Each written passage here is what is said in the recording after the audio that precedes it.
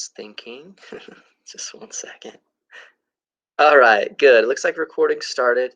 So welcome everybody to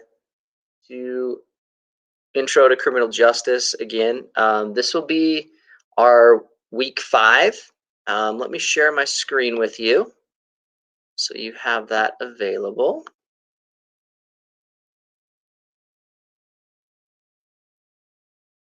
Real quick, I gotta mute myself. Not myself, but others. All right, so today what we're going to do, we're going to be talking about the juvenile justice system, which I think a lot of students find this interesting because, like, if you were to get in trouble, this is where you would go. And so you can kind of understand where your boundaries are when you go into this. So for those that aren't on right now, I'm going to put it in the chat one more time, the link. And if you wouldn't mind joining us, that'd be great. So you can answer questions, follow along, that kind of stuff. Just remember, this is being recorded for learning purposes for students that may not be here right now. And that I'd like you to follow along with us on the Nearpod. If you have something and I don't see it in the chat, please raise your hand. You know, if you're away, let me know, and then use the chat tool appropriately. Okay, we'll get going on this in just a second, but I want to jump to the course just so you can see it. Remember, I always post our recordings to the front page, so if you happen to miss a class, you can post it there.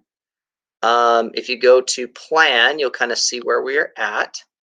If you see right now, our live classes are on, oh wait, we're in April. Okay, so the 28th, which is today.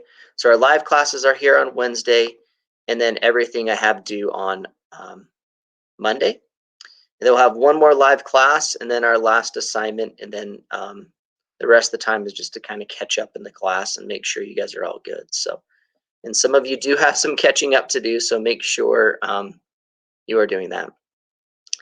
So in the juvenile justice system, if you go to Unit 5 right here, you have an assignment called Stick Up Kid. I don't know why that kind of went out wrong. Hold on, let me change that title real quick. I don't know where that came from. That UNT. Okay, maybe it was unit. Anyways, what you'll do is you'll go to this video, this PBS Kids, or PBS, and you're going to watch this video called the Stick Up Kid, and it's about a juvenile that basically he got in trouble, and he got tried as an adult, and his situation of going through the juvenile justice system and then into the adult justice system.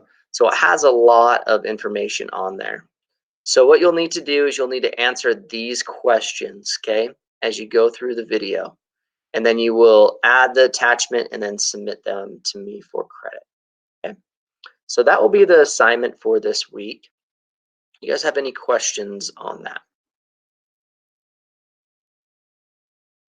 Okay.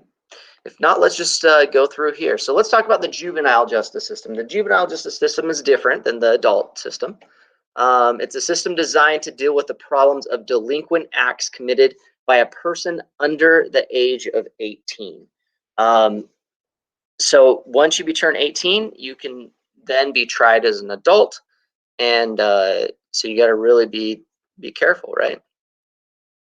Now, when I'm talking about delinquent acts, there's 2 types of delinquent acts. There's criminal acts and then status acts. Okay? So, for example, my friends, I was not there with them, but they got put on the Ogden gang watch list because of maybe a delinquent act they did during Christmas time. So you really just need to kind of watch what you're doing. Okay, so criminal act, let's talk about that. It's an act if committed by an adult would be a criminal offense. So, for example, crimes from murder to vandalism will fall under this portion. Okay, and then status act. Okay, it's an act which prohibited for a minor, but is not used when you get to a certain age. Okay, so for example, curfew. Okay, alcohol, tobacco, running away, ungovernable, or truancy. So I don't know if you knew this, but not going to school, you are get in trouble, right? You can get in trouble, and it can be part of the juvenile justice system. So acts of accountability. As far back as Roman times, okay, it has been held that children below a certain age are not able to distinguish between right and wrong. And I think the more we kind of learn about this, the Romans said when the child reaches the age of 8 or 9, they would be held responsible as adulthood. We've kind of come to the conclusion that even at 18, your brain is still growing, and that we make decisions. I've made bad decisions all the way into my 20s, and I'm probably, they said now that the age I'm at, maybe I won't tell you, okay, I'm in my 30s, that your brain actually doesn't fully develop until this point in time. So your ability to act upon certain decisions and stuff like that is maybe prohibited because you are not fully developed or have that awareness as you would, okay, as an adult. So the juvenile system, okay, in the 1700s in countries such as England, the juveniles could be executed for stealing food, okay. Over 170 offenses were punishable by death. Other punishments, including whipping, branding, and manipulation, were done, which is pretty crazy, right? In the 1880s, like a social reform, were able to gain support for a new philosophy called corrective justice.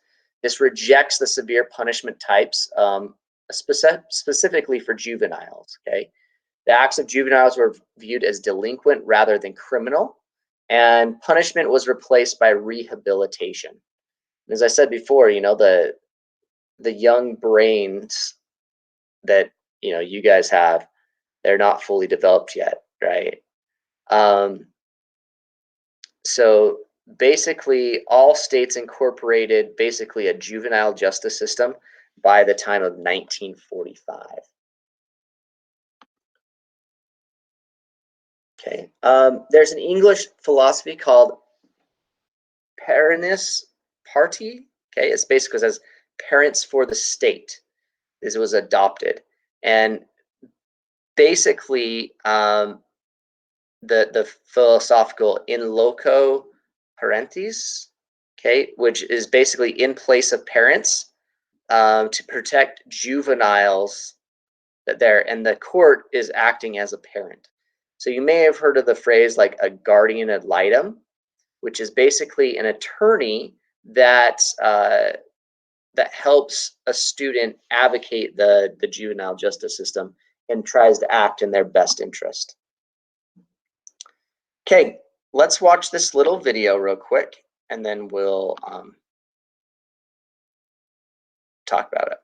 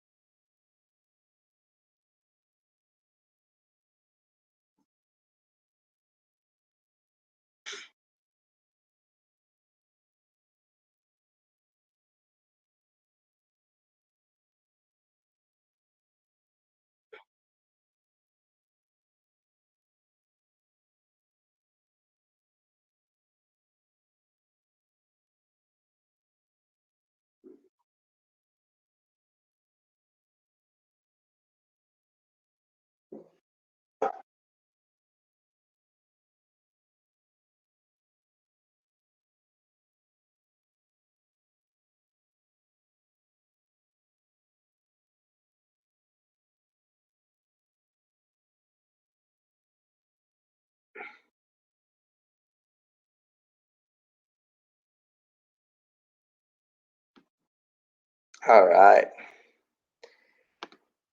Okay, so a little bit of insight to there. So let's just kind of have a question real quick. In the video, Mr. McDaniels talks about the revolving door. What is this? The revolving door of juvenile justice. What does that mean?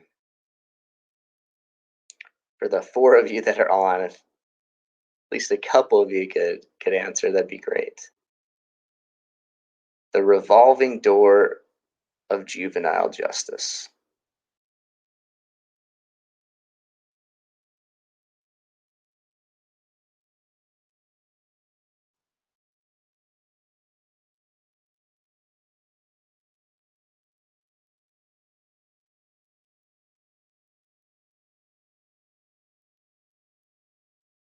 Okay, so like a time period. Yeah, I think, yeah, a time period like after they go in to the juvenile justice system, then what happens, right? And they get let out again, what will happen to them after that? If they're not fully rehabilitated, they will do what?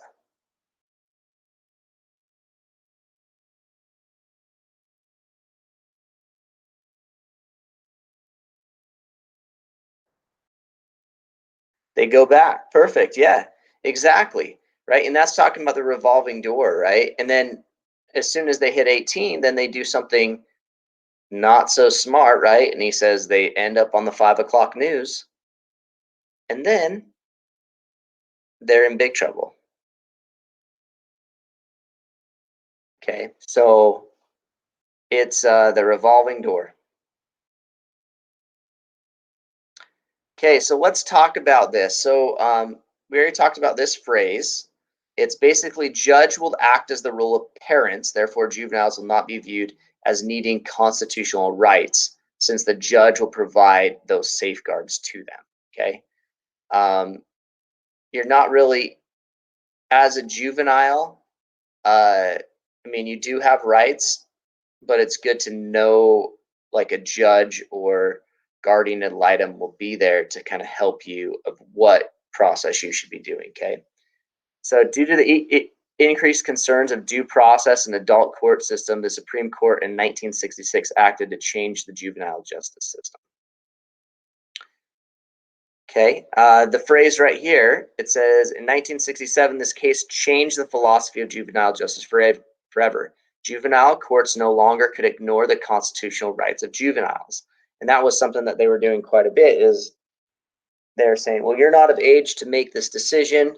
Your parents maybe aren't around. And so therefore, we're going to have you do this, right? Without good representation. So now they're going to be able to get access to a lawyer, okay? Adequate notices of what the charges are, a privilege to not self-incriminate themselves, right? I know when people get scared, sometimes what they do is they start running their mouths, right? So the opportunity to confront and cross-examine other witnesses in a case. So in 1970, this case further abandoned the civil nature of the juvenile justice. The civil standard of preponderance of the evidence was replaced beyond a reasonable doubt. So most criminal cases, or all criminal cases, what they have to do is they have to do beyond a reasonable doubt that it was them that did it. Before the 1970s, basically you could just have a preponderance of evidence, just basically saying it kind of points to this person, and they would be guilty of it. So also a trial by jury was not allowed for them. I mean, it's really hard to find other peers of that person's age if they're underage, especially some that are thinking the right way. Okay, they have to meet all these. There's something called expungement, where basically your records can be sealed as long as you do not commit anything else or do stuff like that, have no convictions in a certain time period. Whatever you have done will basically be sealed up and you won't have to worry about it. Okay. And I think that's just good practice, especially for juveniles that, as I said before, their brains are not always, fully developed. So the juvenile court responsibilities include criminal violations, status offenses, and then child custody issues. Juvenile courts share concurrent justice with other courts concerning like traffic violations, and then adults who contribute to abuse, neglect, or delinquency of a minor. Let's skip past some of these real quick. I'm going to cover the biggest ones. Okay, so here's something called the Serious Youth Offender Law. Okay, this act was established in 1995, creating a procedure which would automatically transfer the juvenile offender to the adult system. And this is something that you will look at when you are watching your video today. That's your assignment, the stick-up kit, and you'll see how this act was put into place. If there's something so egregious like premeditated murder, things that are going like that you can be tried as an adult. So Serious Youth Offenders Act, the offender must be 16 years of age and meet one of the following criteria. Okay, these criteria is I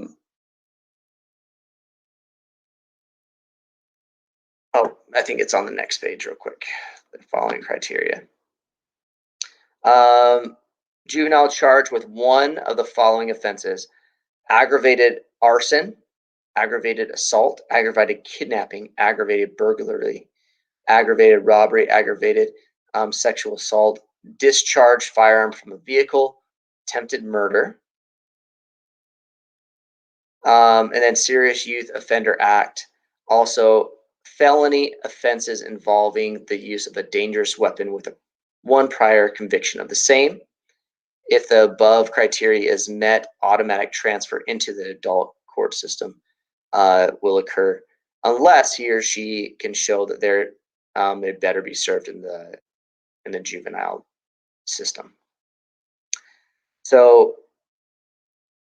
just thinking if you're going to get off scot-free, that kind of stuff, that does not happen. Okay.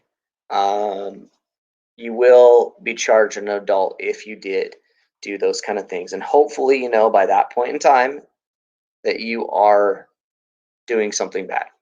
If you're doing something that's aggravated.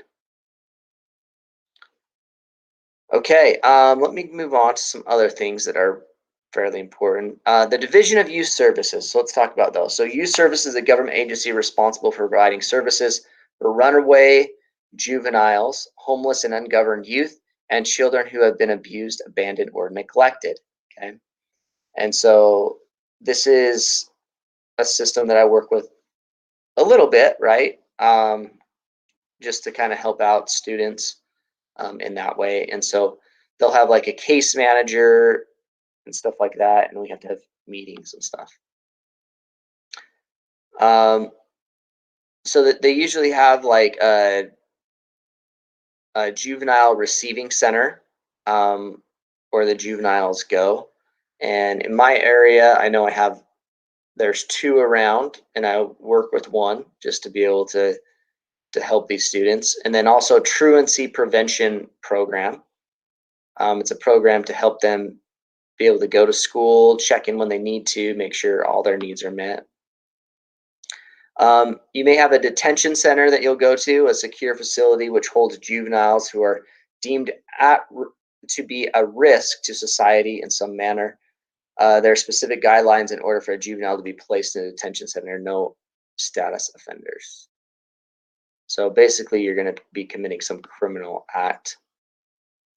The detention center, a juvenile can only be held for 48-hour period, not including weekends and holidays, before he or she appears before a juvenile court. So once you go in there, you'll have alleged charges that are filed against you. The right to make 2 approved telephone calls, current status with the juvenile court, the date, time, and reason for the detention and probable cause hearing, and the right to medical services if you need that, and orientation of the facility. Okay, that ends our juvenile justice system. If you need something, please contact me. I'm going to go over just once again what this week's stuff. So if you go to your home page here, okay, of your course, you click on plan. Sorry, let's do this. You go to content, and you're going to go to Unit 5. Sorry, guys. Of course, won't let me in. Okay, so Unit 5, it's going to have you linked to this video. You're going to watch the video, and you have to answer the questions and submit those questions. Okay, so that is what we need to do. Okay, so do you guys have any questions now? Stick around for any questions or help that may be needed.